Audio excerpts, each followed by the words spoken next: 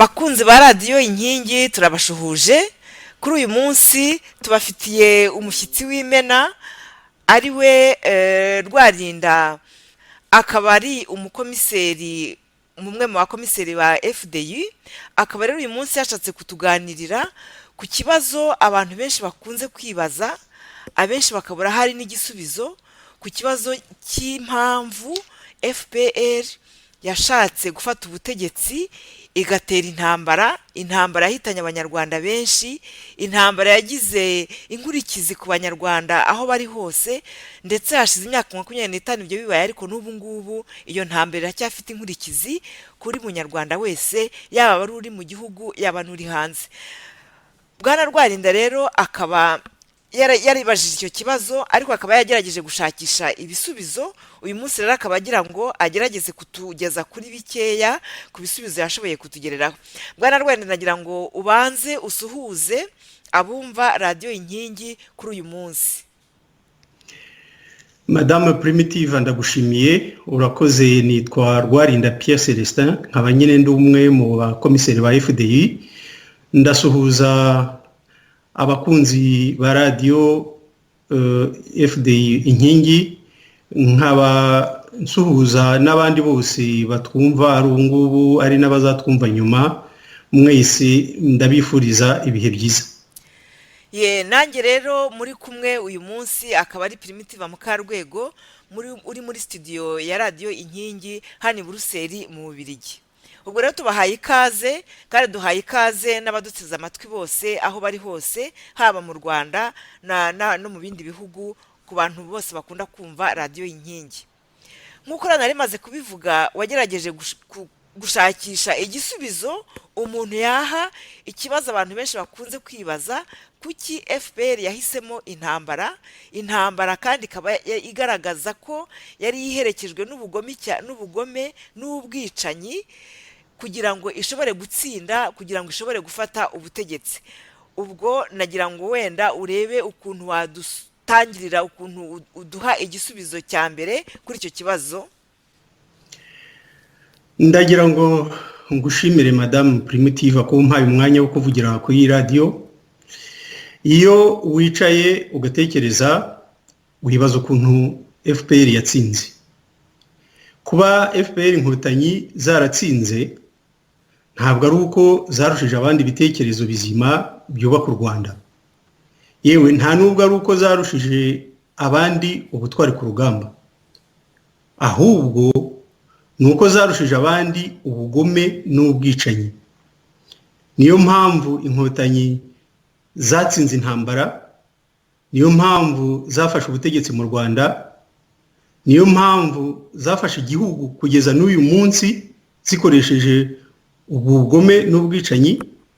Ariko kandi iyo urebye usanga ubwo bugome n'ubwicanyi bishobora kuzaba indi mpamvu yazatuma ibyo byose bishobora kubacika, kuko abanyarwanda ubu bamaze kurambirwa. Iyo urebye kuva u Rwanda rwaterwa n'inkotanyi kuva muri 1990, nta munsi n'umwe igihugu kigeze gihumeka ituze. Buri munsi abantu barapfa kandi bishwe n'inkotanyi. Ibyo ntawe utabizi, sinirwe mbisubiramo. Bwana Rwarinda, uragira uti ubugome n'ubwicanyi, wadusobanurira ubwo bugome n'ubwo bwicanyi ubwo ari bwo? Mbere na mbere, iyo mvuga ubugome, ni ibikorwa byose bya kinyamaswa by'ubugizi bwa nabi bikorwa n'abantu bo mu nkotanyi. Kuva kera na kare mwumvise y'ukuntu inkotanyi zica. Hari ukuboha abantu baboheye amaboko imugongo, hari ibyo bita akandoyi, hari ibyo gukubita abantu agafuni, hari ibyo gukeba ababyeyi no kubavanamo abana, ibyo kubamba abantu ku biti bisongoye, hari abo zica zibaciye umutwe cyangwa zibateye ibyuma n'ibindi n'ibindi. Ibyo byose n'ubwicanyi bugizwe n'ukwica kurenze ukwica nyine, ahubwo harimo ubugome ku buryo wibaza niba bari abantu bafite umutima muntu niba barahawe uburere cyangwa se niba babarizwa muri sosiyete y'abantu, niba koko atari inyamaswa. Ubu noneho inkotanyi zageze no ku butegetsi, hari ubundi bugome bugaragara mu mitegekere ya buri munsi, kandi rero iyo urebye hari imigirire iteye kwibaza. Natangaho ingero zimwe zigaragara.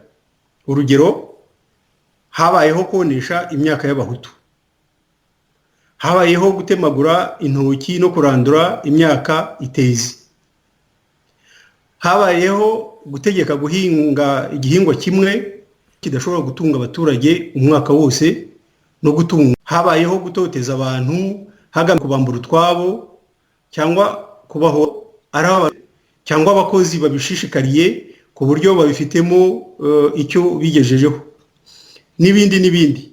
Ibyo byose rero iyo birebye, Madame Primitive, iyo birebye usanga ari ubugome, kandi ubugome budapfa kuza gusa, ahubwo burimo imibare myinshi. Uyu munsi wa none ni ukuvuga ko ibikorwa bibi by'inkotanyi ari ibikorwa bya leta, uvuga ko leta ariyo rero ifite ubugome n'ubwicanyi mu Rwanda. Umojeho uvuga yuko muri ubwo bugome harimo kurandura imyaka, harimo kumenyera abantu nta ngurane. Ntabwo ari ukubasenyera gusa, kuko ahubwo ubugome bugeze aho babwira abantu bati wowe niba inzu yawe utayisenye ni wowe ugomba kuyisenyera. Mwibaze rero umuntu uba warakoze uko ashoboye kose akiyubakira akazu, akaba ari ugomba kuyisakamburira akayisenyera. Ibyo nabibonye mu gitabo cyanditswe n'umunyamakuru wabaye mu Rwanda witwa Anjan Sundahama, avuga yuko hari abo yasangaga abantu bari kwisenyera amazu, akibaza impamvu abantu bisenyera amazu, ariko byose bakabikora bucece kubera ko babashyizeho iterabwoba ko bagomba kwisenyera. N'imyaka rero ngo barababwira ngo baze ngo basange bayiranduye, ni nko kugira ngo umuntu ahari azapfe yasaze, kuko kubona bahinze ibintu bishobora kugutunga bugakera wowe birandura. Nakunga ko nagira ngo nongere, kuko ni ibintu bikunze kugaragara mu binyamakuru, bikunze kwandikwa hariya mu gihugu cyacu. Ikibazo kindi nashaka kubabaza ni ku byerekeranye n'ubwicanyi. Ndashaka kubaza ku byerekeye ubwicanyi, mwebwe nk'abantu bize cyangwa bakoze ubushakashatsi, mubibona mute, mubivugaho iki? Ubwo bwicanyi bukomoka ku nkotanyi ni igikorwa cy'ubugome bwihariye, kuko cyo kirenze ibindi, kuko kigamije gutwara no kwambura ubuzima bw'undi. Kugeza ubu nta muntu wavuga umubare nyawo w'abantu, baba abanyarwanda cyangwa abanyamahanga, inkotanyi zishe, haba mu Rwanda cyangwa se mu mahanga.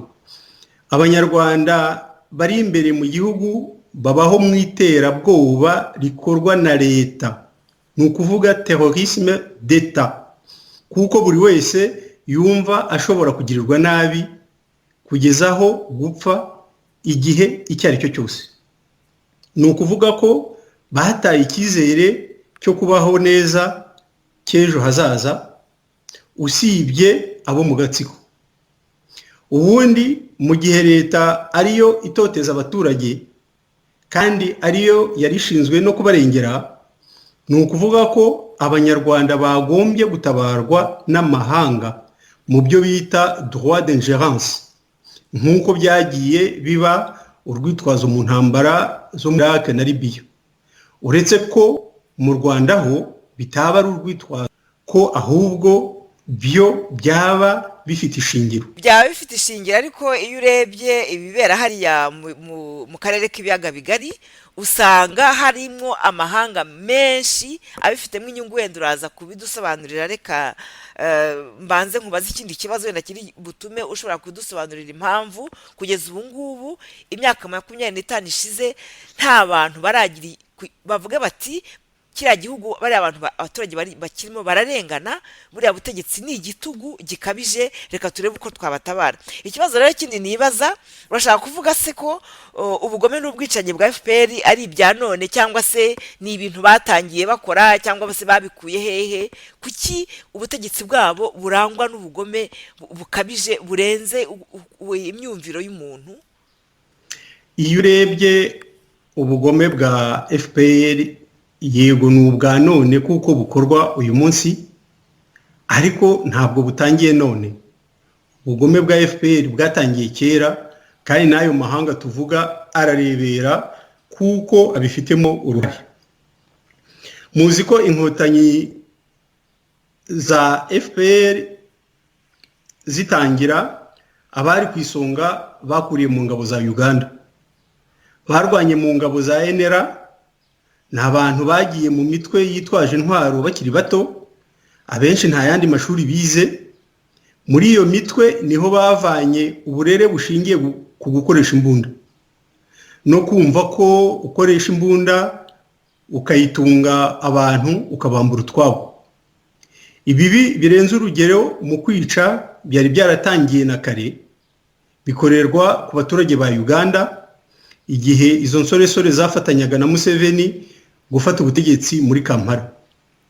Ubugome n'ubwicanyi bwa bariya abantu ntabwo ari ubwa none, ahubwo babwigishijwe bakiri bato, babukuriramo ku buryo bumva ariko bigomba kumera, bikaba nkaho umutima wawo ntacyo ubarega.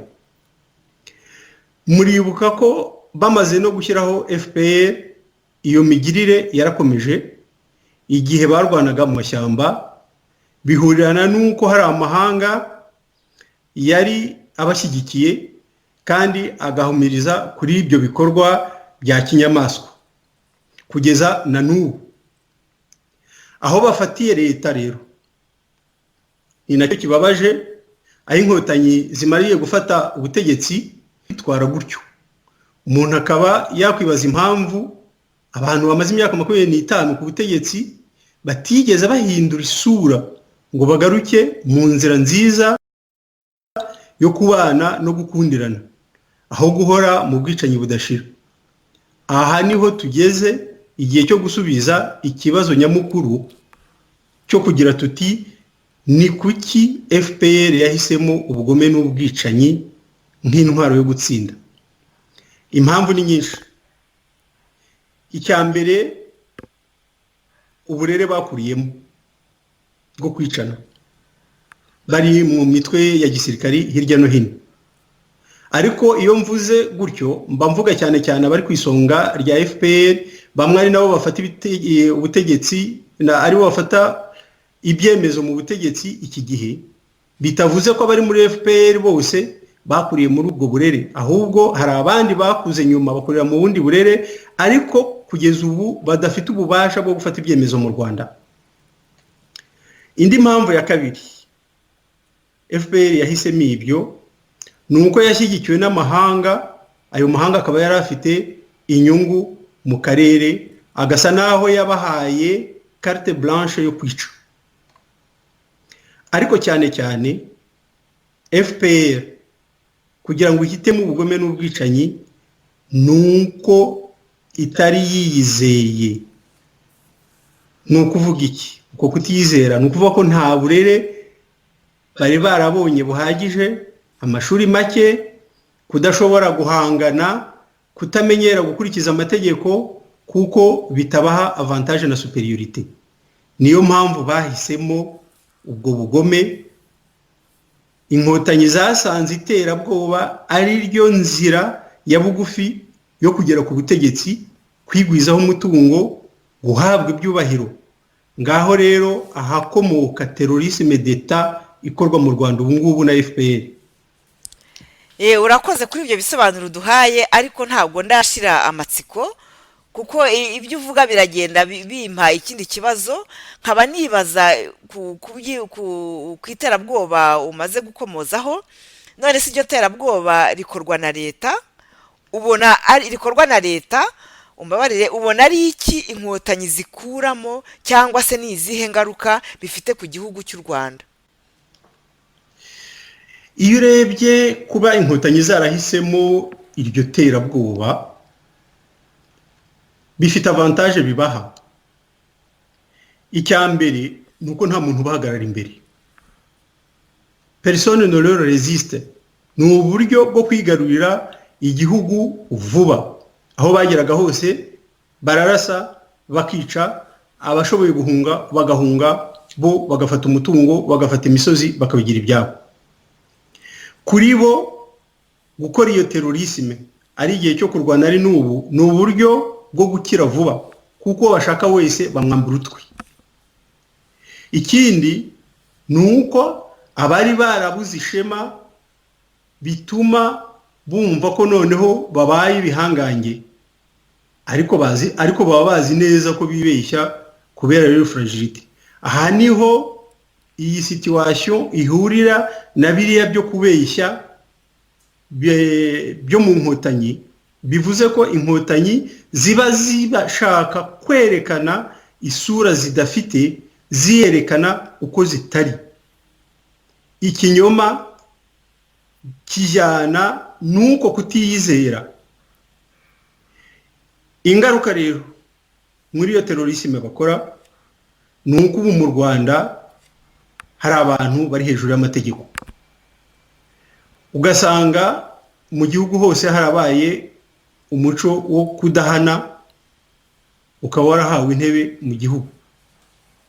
Icya gatatu, iyo urebye mu Rwanda hari icyo nakwita culte du chef tout puissant, ni ukuvuga ko chef aba ari chef, baramutinya, icyo avuze bagomba kugikora, babyanga babyemera.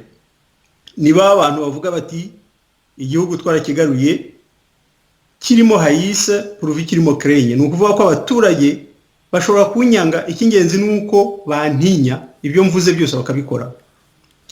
Ikindi usanga mu Rwanda hari urwo ruhererekane rw'abo ba chef tout puissant mu nzego zose kuva hasi kugera hejuru, ugasanga ari cascade de chef, ku buryo igihugu kigizwe n'abategetsi bahakirizwa badashobora gufata ibyemezo bijyanye n'amategeko, ahubwo bafata ibyemezo bijyanye no gushaka kwa shefu ubakuriye.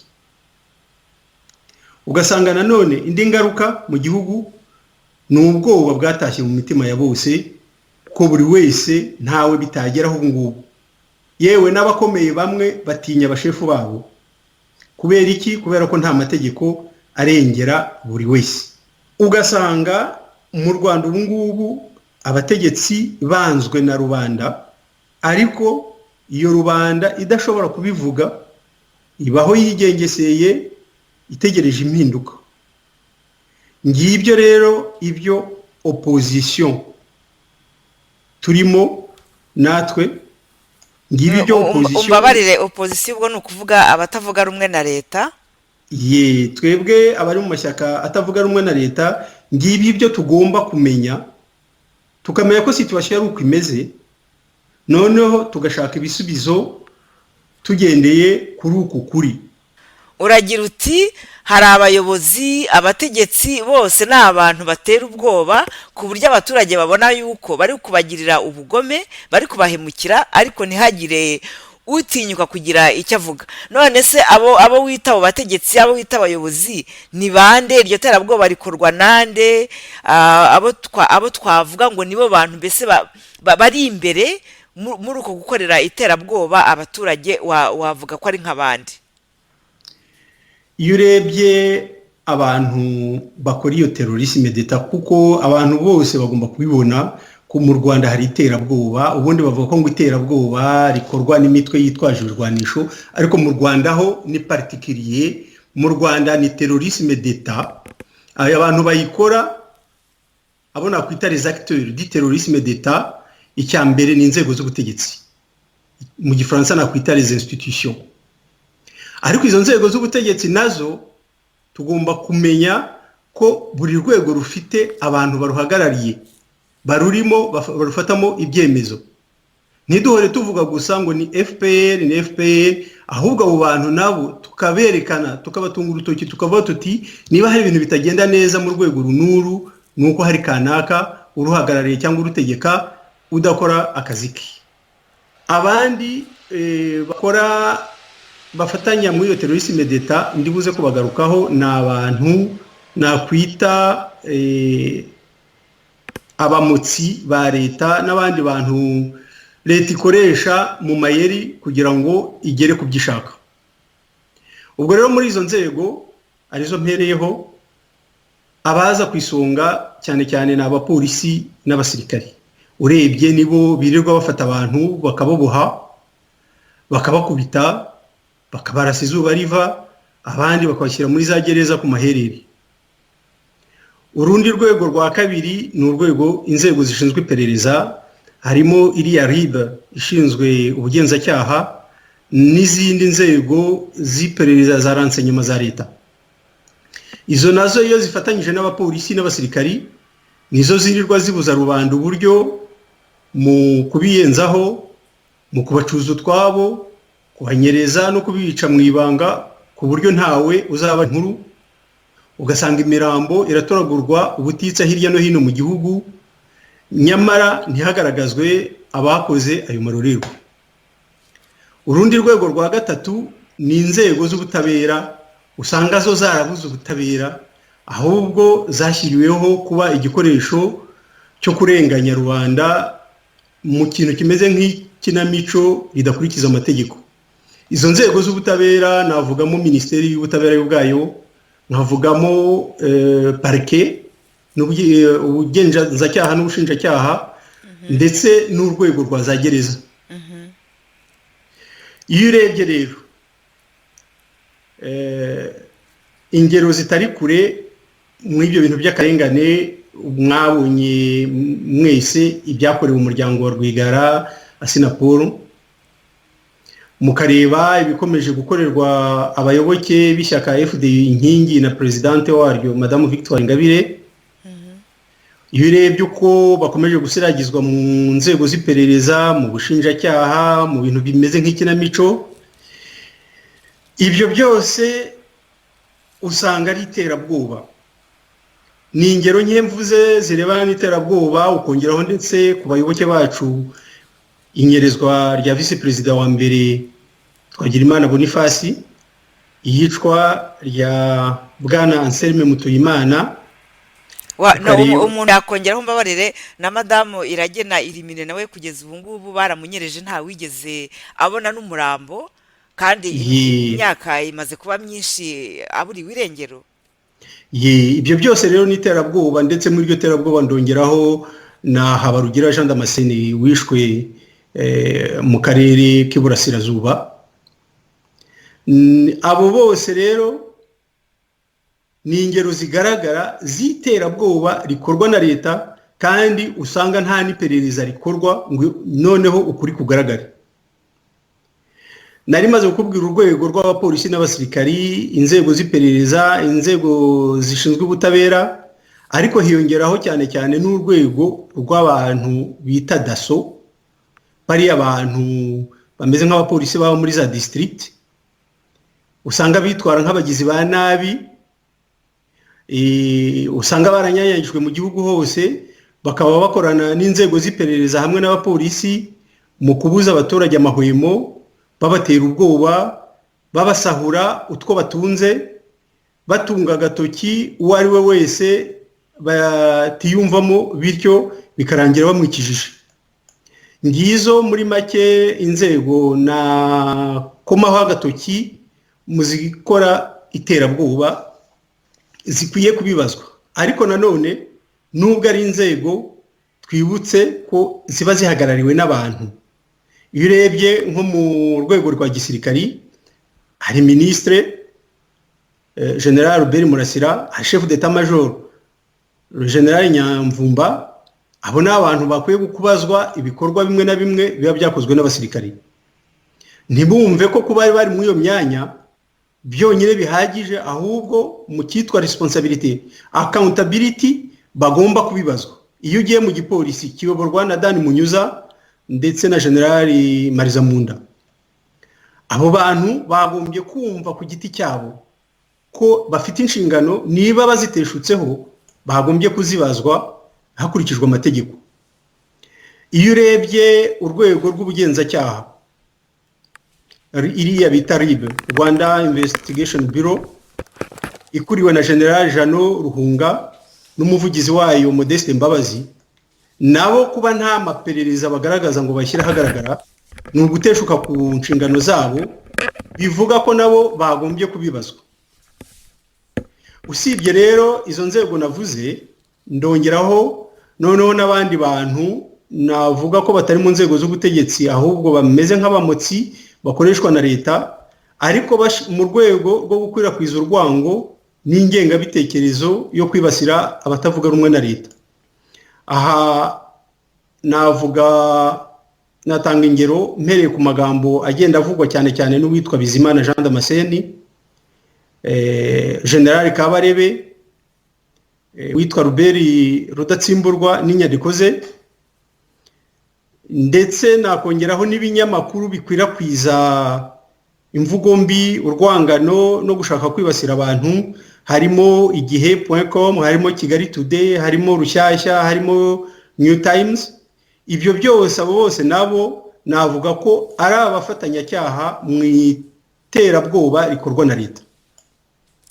None so ubu ngubu ubona amaherezo ari ayahe? Ingaruka ku banyarwanda no ku gihugu zifashe zite? Mwebwe mubona nk'abantu bari muri FDI, muri komiseri, mubona ibintu amaherezo azaba yahe? Bizagenda gute kugira ngo abaturage bongere bagire uruhumekero, bongere bashobore kuba babaho mu mutuzo no mu bwisanzure? Iyo urebye usanga muri cya gihugu ririya terabwoba rikorwa na leta ryarashubije igihugu inyuma kure, haba mu bukungu haba no mu muco. Iyo urebye aho igihugu kigeze, usanga harabaye icyo nakwita kugwingira mu muco no kubanirana mu Rwanda kubera ubukene no kubera ubwoba. Navuga ko haje une culture de la haine, de la débrouillardise, ndetse ugasanga n'umuco wa solidarité na cohésion nationale nabyo bigenda bigerwa ku mashyi kubera umwiryane n'ubwoba. Hari ikintu cyo kwigwizaho ubukungu ku bantu bamwe, cyane cyane abo mu gatsiko, mu gihe abenshi mu baturage barushaho gutindahara. Hari abantu bakize kurusha leta ku buryo bafite ingufu kugeza naho bavuga bati leta ni ngewe, cyangwa ndetse n'ibyo leta ishatse gukora bakaba babiburizamo. Hari igitugu gikomeza gukaza umurego, ubwoba muri rubanda, ugasanga abaturage banyagwa utwabo, ndetse ibyo bintu bikaba bishobora no gutuma haba ubushyamirane bwavuka ku buryo butunguranye. Iyo urebye rero mu Rwanda usanga hari abategetsi bijanditse mu byaha by'ubwicanyi batazi ko bazabisohokamo, bagahitamo kubihamamo bibwira ko ubutegetsi buzahora bubabererekeye bukababera agakingirizo kabarinda guhanwa. Baribeshya ariko, kuko ngiyo mbirebye nsanga amaherezo impinduka izaza. Hari abategetsi bumva ko bagomba gushora abandi banyarwanda muri ibyo byaha, cyane cyane urubyiruko, bibwira ko ubwinshi bw'abanyabyaha buzatuma abanyarwanda bose baba abanyamakosa, maze bikazarangiriraho. Nabyo ni ukwibeshya. Amaherezo rero ni ugushaka inzira kugira ngo ibintu bibe byahinduka, kuko ubu dufite igihugu gikendera buri wese akireba, tutazi iyo kigana, ugasanga nta cyizere ko ejo hazaza hazaba heza kurusha uyu munsi. Niyo mpamvu njye navuga ko rwose ntaba nibeshye mvuze ko u Rwanda ndetse twese abanyarwanda ubu ngubu dusa naho twapfuye, hakaba hasigaye ikintu kimwe, ni ukuzuka. Ariko kugira ngo tuzuke, nubwo bizaba birasaba ko duhaguruka tukabirwanirira. Ubwo se ndumva duhaye ibisobanuro byiza, ariko ntabwo wenda amako yanjye mushize inyota. Nagira ngo waze ikindi kibazo, hakorwa iki kugira ngo tuzuke? Uravuga uti abanyarwanda bakeneye kuzuka, kuko ubu ngubu abantu basa nk'abinjiye mu rupfu kubera iterabwoba, kubera ibyo bavuze byose ni byinshi ntabwo nabisubiramo. None hakorwa iki kugira ngo abanyarwanda bashobore kuzuka? Iyo urebye ikintu gikwiye gukorwa cya mbere ni ukumenya abo duhanganye nabo, aho iryo terabwoba rituruka, abarikora n'abarishyigikiye. Icya kabiri, ni ngombwa gushaka amayira yo guhangana n'ibibazo. Icya mbere, kubabwira ko ari bo mvano y'ibibazo biriho, ko bashobora no kubibazwa mu rwego rwa responsabilité nk'abategetsi cyangwa abandi bantu bose bahawe imirimo ya leta. Ikindi ni uko nk'uko Madame Presidente Ingabire abivuga, abanyarwanda bakwiye guhaguruka bakagira une résistance non violente kugira ngo bagaragaze ko ubuzima barimo batabwishimiye, ko kandi ibintu bigomba guhinduka, ariko bagashaka inzira zose zashoboka bigahinduka binyuze mu ituze. Ikindi gishobora gukorwa ariko biruhije ni ukwitabaza amahanga binyuze mu nzira za diplomasi na pression amicale. Icyo nacyo ni ikibazo kigomba kwigwa hakurikijwe inyungu z'ayo mahanga muri kariya karere. Birumvikana ko ibintu nibikomeza kunanirana nk'uko bivugwa, nta wamenya iyo igihugu kigana. Aba twese turatinya ko hazavuka imvururu abantu bamaze kurambirwa, kuko baravuga ngo uwanze ko ibintu bihinduka mu mahoro niwe utuma bihinduka nabi. Celui qui rend impossible le changement pacifique rend inévitable le changement violent. Ndumva rero inzira twanyuramo ari izo, tugakomeza kubwira abategetsi kandi ntidukuremo uruge. Buhoro buhoro inzira izaboneka. Bwana Rwarinda, urakoze, ariko nagira uravuga uti hagomba inzira y'amahoro, ariko se igihe inzira y'amahoro izatungana, kuko ubwo ngubwo uravuga uti uwanze inzira y'amahoro wenda niwe utuma hazaho n'inzira y'amahane. Wenda nta wabyifuriza abanyarwanda, kuko abanyarwanda banyuze muri byinshi byabababaje, kandi n'ubu ngo bamwe baracyafite inkovu. Numva nta wakwifuza ko igihugu cyacu cyakongera kunyuzwa mu yindi nzira y'amahane, ahubwo ibintu byagenda ku mahoro, twese tukabaho mu ituze. Nagira ngo rero Bwana Celestine Rwarinda ugerageze gusoza, kubera yuko iminota baduhaye mbona iri kugenda idushirana. Nagira ngo utubwire noneho uduhe umwanzuro, utubwire n'icyo mwebwe nk'abantu nkawe uri komiseri wo muri FDI, utubwire icyo muteganya kugira ngo iyo nzira y'amahoro igirweho, kugira ngo abanyarwanda twese tuzazuka ariko tunyuze mu nzira y'amahoro. Urakoze. Ndagira ngo nsoze nibutsa ko ikibazo twaganiriyeho ari ukumenya impamvu FPR yahisemo ubugome n'ubwicanyi nk'intwaro yo gutsinda. Hari impamvu nyinshi zatumye FPR itsinda, ariko hari imwe y'ingenzi yatumye bahitamo ubugome n'ubwicanyi twese twabonye, ni uko batizeye, nta mbaraga biyumvamo zo guhangana binyuze mu mucyo n'amapiganwa akurikije amategeko. Bityo ingaruka ni uko byatumye abari ku butegetsi Kigali bumva bari hejuru y'amategeko, bikurura umuco wo kudahana tubona ngubu mu Rwanda. U Rwanda ubu rwabaye nk'ishyamba aho inyamaswa nini zihiga intoya. Dufite abategetsi batinywa na rubanda, ariko nanone badakunzwe na gato.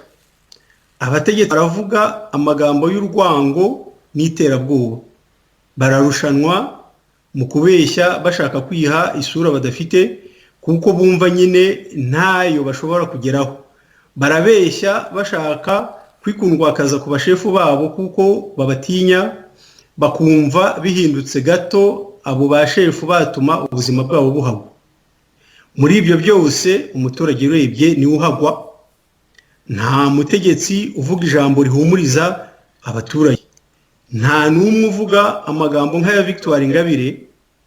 Muzumve neza amagambo ya Victoire, aragira ati tworoherane kugira ngo tubane mu Rwanda kuko ari urwacu twese. Aragira ati kuba muri opposition ntabwo ari ukuba umwanzi w'igihugu. mu bategetsi bari mu Rwanda nta mutegetsi uvuga ijambo nk'iryo ngiryo rihumuriza. Ingabire aragira ati duhuze imbaraga n'ibitekerezo bishya kugira ngo twiyubakire igihugu. Arongera ati buri wese ahabwe uburenganzira bwe. Ati ibitekerezo bishya biturutse mu bo tutavuga rumwe nabyo ni ngombwa mu kuzamura igihugu. Ati umuco wo kuvutsa ubuzima abantu ugomba gucika mu Rwanda. Murumva rero magambo ya Presidente Victoire Ingabire ari nayo magambo y'ishyaka FDI, ni amagambo tudakunze kumva mu munwa w'abategetsi bo mu Rwanda. Ibi birerekana ko FDI iramutse igeze ku butegetsi ariyo yahumuriza abanyarwanda ko FDI inkingi rishobora kuba alternative politique yatanga ubutegetsi abaturage bakwibonamo, ubutegetsi bwabegera bukabahereza ikiganza ngo bubafashe kuzuka nyine no gutera imbere uhereye ku bafite intege nkeya. Ngiyo impinduka rero muri FDI twe duharanira kugira ngo twubake igihugu cyituze n'ubwubahane, twubake igihugu leta izaba yizewe ikagicamo burundu urugomo, ubugome n'ubwicanyi. Ngiye impinduka izadufasha kubaka igihugu aho umuturage azabona umupolisi akagenda amusanga aho kumuhunga. Tukubaka igihugu aho umutegetsi azavuga ijambo agahabwa amashyi biturutse ku mutima aho kuba ari ukwigura ngo buke kabiri nk'uko abaturage babikora muri iki gihe.